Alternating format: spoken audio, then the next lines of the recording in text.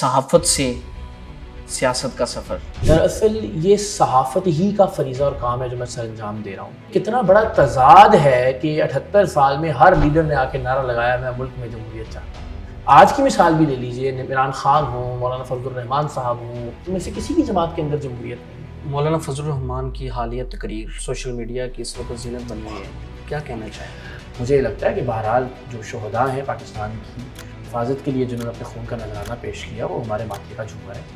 یہ کہنا کہ وہ تنہائی جان لینے کی لیتے ہیں ایسا نہیں کہا جانا چاہیے، یہ ناانصافی ہے۔ اقرار الحسن کو اسٹیبلشمنٹ نے لانچ کر دیا ہے، اب آپ نو ڈاؤٹ آپ قسمیں کھا بھی اس چیز کو کلیئر کرنے کی کوشش کر رہے ہیں کہ ایسا نہیں ہے۔ کوئی فرق نہیں پڑتا ڈاکٹر صاحب، دیکھیے آپ ایک وقت میں کبھی بھی سارے لوگوں کو اپنی بات پہ قائل نہیں کر سکتے، اور بڑی بدقسمتی ہے کہ یہ الزام ان بدبختوں کی جانب سے لگایا جاتا ہے جن کے لیڈر خود 25 سال تلوے چاٹتے رہے پاکستان کی جرنیلوں کے ریکارڈ کے اوپر۔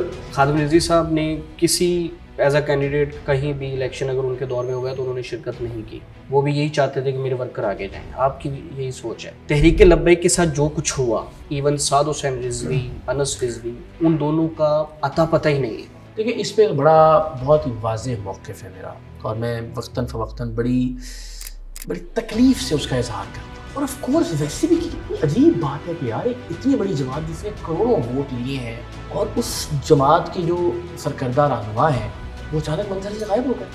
کب تک آپ کی جماعت اس قابل ہو جائے گی؟ 2029 کا الیکشن عوام راج تحریک کا الیکشن۔